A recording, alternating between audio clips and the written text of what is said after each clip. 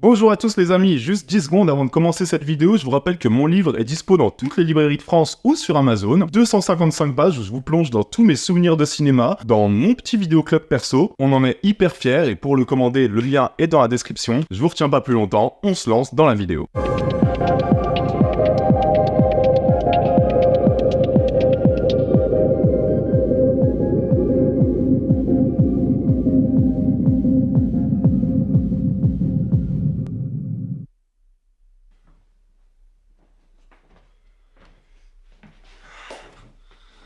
Sacré titre, hein? Bah, on commence 2025 sur des chapeaux de roue, les gars. Non, plus sérieusement, vous savez que le cinéma, qu'il soit français ou américain, bah, c'est aussi des histoires de couples emblématiques, à l'écran comme à la ville. D'ailleurs, on vient d'apprendre que Tom Holland et Zendaya viennent de se fiancer, mais est-ce que c'est un ajout intéressant ou même pertinent à cette vidéo? Pas forcément. Mais bref, parfois le cinéma joue parfaitement sur l'exploitation d'un couple et de son image pour apporter vraiment une plus-value au film. L'exemple le plus connu, bah, c'est sans doute la mise en scène du couple star Tom Cruise et Nicole Kidman par Stanley Kubrick dans Eyes Wide Shut, ou alors, bah voilà, Brad Pitt et Angelina Jolie dans Mr. and Mrs. Smith. Et c'est souvent une façon facile entre guillemets pour le cinéaste de mythifier le couple qu'il filme à l'écran. Je veux dire, Kubrick, qui parle quand même ouvertement de la sexualité défaillante du couple le plus en vue d'Hollywood, c'est quand même pas rien. Et parfois, bah, c'est carrément les cinéastes qui décident de mettre en scène leur muse, et dans des drôles de situations. C'est une petite vidéo qui, bon, paraît quand même bien grivoise en apparence, mais vous inquiétez pas, ça va surtout être une excuse pour vous parler de sacré film, et vous allez voir, quand un ou une cinéaste décide de mettre en scène sa moitié, ça donne quand même des films et des séquences assez extraordinaires. Comment oses-tu qu'on lui coupe la tête? Par exemple, est-ce que vous connaissez Roger Vadim? C'est un cinéaste qui est connu pour avoir réalisé le célèbre « Et Dieu créa la femme », film ayant lancé la carrière de Brigitte Bardot, qui était alors, bah, sa femme, justement, et le film qui a transformé Brigitte Bardot en une véritable égérie et en un sexe symbole international personnifiant à elle seule la libération sexuelle, dans un film qui fera justement scandale pour sa représentation de la liberté sexuelle féminine. Bon alors, pas de chance pour l'ami Roger Vadim, sur le tournage, Brigitte Bardot, elle va aussi rencontrer Jean-Louis Trintignant, et elle va donc quitter l'ami Roger pour se mettre avec Jean-Louis. Mais vous inquiétez pas, Roger Vadim le tombeur va vite se consoler avec Catherine Deneuve, puis Jane Fonda. Bah ouais, c'est quand même autre chose que vous qui passez vos soirées au cabaret sauvage pour oublier vos ex, hein. Et c'est justement avec Jane Fonda qu'il va réaliser un film que je trouve beaucoup plus intéressant qu'on ne le pense. Un film qui est quand même un drôle d'objet cinématographique et un film qui est heureusement aujourd'hui devenu assez culte. Un film qui s'appelle Barbarella. C'est vraiment un joyeux bordel, Barbarella. C'est un véritable objet qui est entré dans la pop culture pour son discours pro-libération sexuelle totalement dans l'air du temps, hein, parce que le film il est quand même sorti en 1968, Barbarella s'est adapté d'une BD bien de chez nous, d'une BD française, et ça nous plonge dans un univers de science-fiction kitschissime et ultra coloré, où globalement dans cet univers tout tourne autour du sexe, hein, puisque notre personnage principal, qui est du coup interprété par Jane Fonda, passe globalement le plus clair de son temps à pécho, et les gars, qui pourrait la blâmer finalement? D'ailleurs, l'affiche décrit quand même assez fièrement le film comme étant le premier film d'Eros fiction, et l'histoire qui est prétexte à cette espèce d'enchaînement de scènes complètement surréalistes est la suivante. Ça se passe en l'an 400 000, et à l'an 400 000, c'est une époque où le monde vit dans une ère hyper peace and love, où les armes sont devenues obsolètes, et où globalement les gens font l'amour beaucoup, tout le temps, en absorbant des pilules. Et bref, Barbarella est chargé de retrouver un méchant qui est en train de construire une arme diabolique, notamment une machine qui est censée te faire mourir par un orgasme surpuissant. Genre tu meurs d'un plaisir complètement orgasmique comme ça. Et bon, alors moi je passe vite fait sur le tintouin, ce qui est plutôt intéressant dans ce film, c'est la façon dont Jane Fonda cristallise à elle seule tout le sous-texte. Bon, encore que, est-ce qu'on peut parler de sous-texte, les gars? On n'est pas non plus sur un chef-d'œuvre de subtilité, vous l'avez bien compris. Mais vraiment, elle cristallise à elle seule toute la dimension pro-érotique de cette fable qui est quand même complètement surréaliste, hein. You've burnt out the accessor machine! You've blown all its fuses! My goodness. You've exhausted its power! It couldn't keep up with you! est vraiment un film psychédélique et tout le scénario est pensé autour d'une structure plutôt claire et plutôt facile. Jane Fonda change de costume, se tape un mec pour le féliciter ou pour le remercier d'une bonne action, rechange de costume, rencontre un autre mec, se le tape pour le féliciter ou le remercier d'une bonne action. Et dans ce film, ce qui est assez intéressant, c'est qu'on désacralise complètement l'acte sexuel. Et surtout, on place toujours la femme à l'initiative de l'acte, sans pour autant porter aucun jugement sur elle. Je veux dire, en fait, c'est elle qui décide, c'est elle qui se donne volontairement, en toute conscience, dans une liberté totale et sans aucun souci du regard extérieur. Et ça, c'est une action, c'est un acte qui est extrêmement valorisé par le film. Et si le résultat est, du coup, évidemment, quand même assez kitsch à voir en 2024, je trouve que c'est assez fort de mettre en scène une actrice aussi engagée poétiquement que Jane Fonda, parce que les gars, Jane Fonda, à l'époque, c'est une des figures d'Hollywood les plus engagées poétiquement. C'est vraiment une figure de l'Amérique contestataire et révoltée des années 60. Et là, on la met en scène dans un film qui a une apparence hyper léger, plutôt déjanté, mais qui a un énorme atout, qui est quand même pas si répandu à l'époque et qui joue beaucoup pour son charme. C'est un film qui traite donc de la sexualité, évidemment, et qui traite de la sexualité particulièrement féminine comme quelque chose de juste fun, comme quelque chose qui n'est pas important, comme quelque chose qui est juste un simple moyen de s'amuser. Quelque chose à désacraliser absolument, quelque chose qui est on ne peut plus naturel, quelque chose qui est juste joyeux et parfois un peu chaotique, parfois un peu bordélique, mais toujours traité avec une espèce de bonne humeur. Et du coup, c'est pas étonnant que Barbarella ait fait du bruit et soit devenu peu à peu un film complètement culte et largement influent. Vraiment, c'est un film très joyeux, qui est même parfois franchement hilarant, et c'est aidé par le kitsch qui est bien réel, hein. C'est aidé par la direction artistique qui est très ancrée sur son époque, quoi. Mais c'est vraiment à voir absolument, et en fait, presque cette direction artistique très datée participe énormément au charme du film. C'est un film à voir absolument, en fait, ne serait-ce que pour la curiosité qu'il représente. Si vous l'avez pas vu, foncez, hein. Well, goodbye, and thanks again for everything. Oh, it was my pleasure. Et vous savez quoi, là, je vais aller un peu plus loin, parce que bon, Barbarella, je pense que beaucoup d'entre vous connaissaient déjà au moins de nom. Maintenant, je vais vous lancer un film, mais un film de dingue, hein, par contre. Un vrai film de fou furieux et potentiellement l'un des films les plus fous que j'ai pu évoquer sur la chaîne. Et je vais faire attention aux images que je vais vous montrer aussi pour être sûr que YouTube ne me strike pas. C'est un film qui est un pur thriller fantasy, qui ressemble à un espèce de croisement assez hybride entre Fellini, Alain Resnais et Gaspard Noé. Et c'est réalisé par le grand cinéaste japonais dont j'espère ne pas écorcher le nom, Yoshihisa.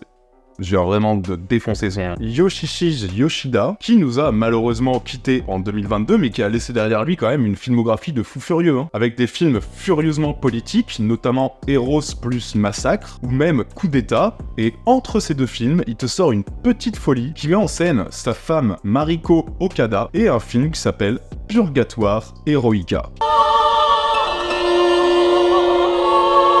Le programme, les gars, il est simple, hein. Sexe, politique. On est sur un film au postulat de base qui se centre sur un ingénieur atomique et sa femme qui, un beau jour, va rentrer chez elle avec une jeune adolescente qu'elle a trouvée en ville. Cette adolescente prétend être leur fille, et d'un coup, la présence de cet ado va plonger notre ingénieur dans un espèce de labyrinthe de souvenirs, de flashs, en mémoire de sa jeunesse politique ultra radicale. Et les gars, on est sur un film qui est tout aussi radical, hein. Un film volontairement extrême, un film qui brasse une quantité astronomique, mais vraiment presque absurde, de thèmes. Un film qui est aussi hyper stimulant puisque très sensoriel, hein, je m'explique. En fait, c'est un film qui va bien vite exploser sa narration, qui va prendre réellement la forme de souvenirs, en fait, des souvenirs qui se manifestent en espèce de flash, en espèce de pulsion, et on va mêler très vite, présent, passé et futur, sous forme de sensations, en fait. C'est-à-dire qu'il n'y a pas forcément toujours de recherche de logique narrative, mais plutôt une recherche dans le montage de séquences liées entre elles par les sensations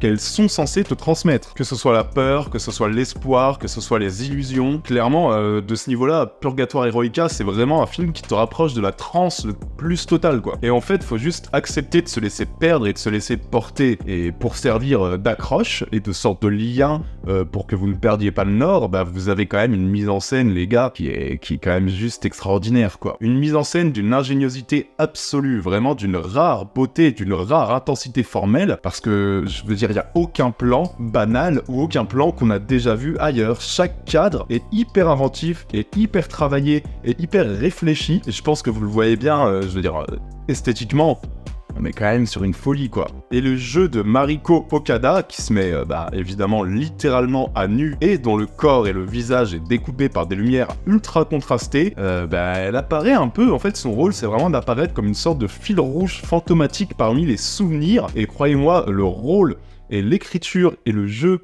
de cette actrice est pour beaucoup dans la réussite du film.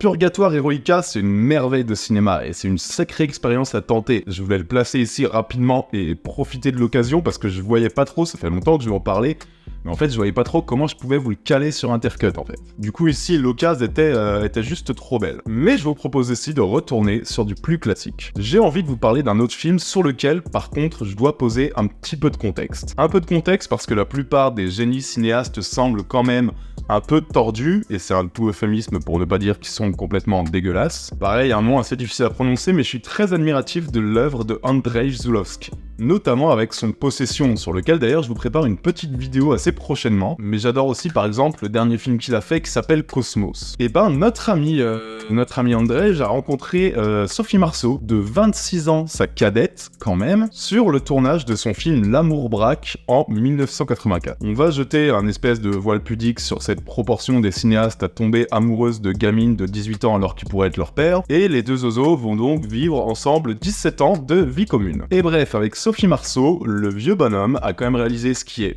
potentiellement à mon sens l'un des plus beaux films dramatiques français ayant jamais existé, l'un des plus grands films d'amour français au titre magnifique que vous connaissez déjà sans doute, Mes nuits sont plus belles que vos jours. C'est un récit d'amour hyper vain en fait, parce qu'il est brutal et il est déchirant, et surtout il ne mène volontairement à rien. Il met en scène une Sophie Marceau magnifique qui rencontre un homme plus âgé qu'elle. Vous avez compris, le réalisateur parle de lui en fait, c'est subtil hein, en la personne de Jacques Dutronc, qui est bien sympa, mais qui est aussi atteint d'une maladie en phase terminale. Les deux amants vont donc vivre des nuits hyper intenses, mais évidemment éphémères, et à partir de là, on est sur un film qui est pas du tout dans le mélodrame larmoyant avec du gros violon, hein. On est sur un film qui là aussi cherche l'hypnose littéralement. Un film extrêmement audacieux, narrativement ou formellement, et vous le voyez bien d'ailleurs je pense aux images, un film où on reste volontairement extrêmement hermétique aux personnages. On les comprend pas ces personnages en fait, on ne sait jamais qui ils sont, on peut même les penser fous en fait, tant ils se jettent à corps perdu dans cette espèce de passion violente et perverse, et les scènes érotiques se multiplient, mais ces scènes érotiques là, et par contre on est sur l'inverse de Barbarella, hein, elles ne font pas du bien aux personnages, loin de là. En fait ces scènes, même si elles semblent nécessaires au développement du personnage, qui en a envie et qui les souhaite,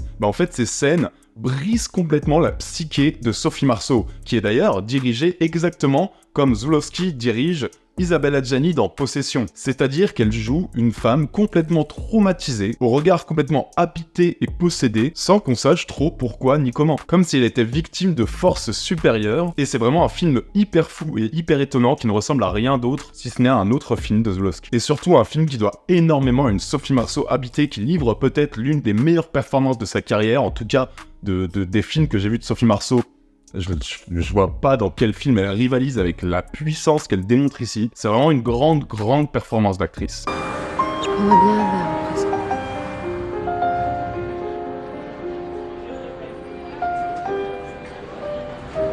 Il y a bien des cinéastes qui ont fait de leur femme et de leur muse un apport thématique essentiel à leur œuvre. J'aurais pu aussi citer Polanski qui filme Emmanuel Seigné dans La Vénus à la fourrure, film absolument incroyable, mais qui avec le recul paraît quand même terriblement hypocrite, du bon gros greenwashing made in Polanski. J'aurais pu aussi citer Dario Argento qui lui par contre va filmer sa fille sous tous les angles, mais voilà, j'ai préféré m'attarder sur 3 films bien distincts plutôt que de vous faire un simple catalogue, et pour rendre d'ailleurs à César ce qui appartient à César, je me suis basé sur une liste du site Cinelange qui répertorie tous les films du genre, que je vais vous caler en description. Mais voilà, j'ai voulu m'attarder sur ces 3 films-là, pour une vidéo sur le papier un peu plus légère que d'habitude, mais je trouve que c'est quand même une vraie thématique à aborder, quoi. Ces 3 films qui valent absolument le détour, si vous les voyez, si vous décidez de vous plonger dans ces univers-là, dites-le moi en commentaire, vous savez que je les lis tous, et je suis hyper curieux d'avoir vos retours. On n'oublie pas de s'abonner à la chaîne, on sort 2 vidéos par semaine, mettre la cloche c'est le meilleur moyen pour ne rien rater. On n'oublie pas aussi que mon bouquin est toujours dispo dans toutes les librairies de France ou sur Amazon, le lien est en description pour le précommander. 250 pages de mes grands souvenirs de cinéma. J'en suis hyper fier. Petit Tipeee en description si vous avez les moyens d'aider la chaîne, c'est vraiment le meilleur moyen. Nous on se retrouve très bientôt les amis, d'ici là prenez soin de vous et n'oubliez pas que vous êtes les meilleurs. Ciao à tous, bisous.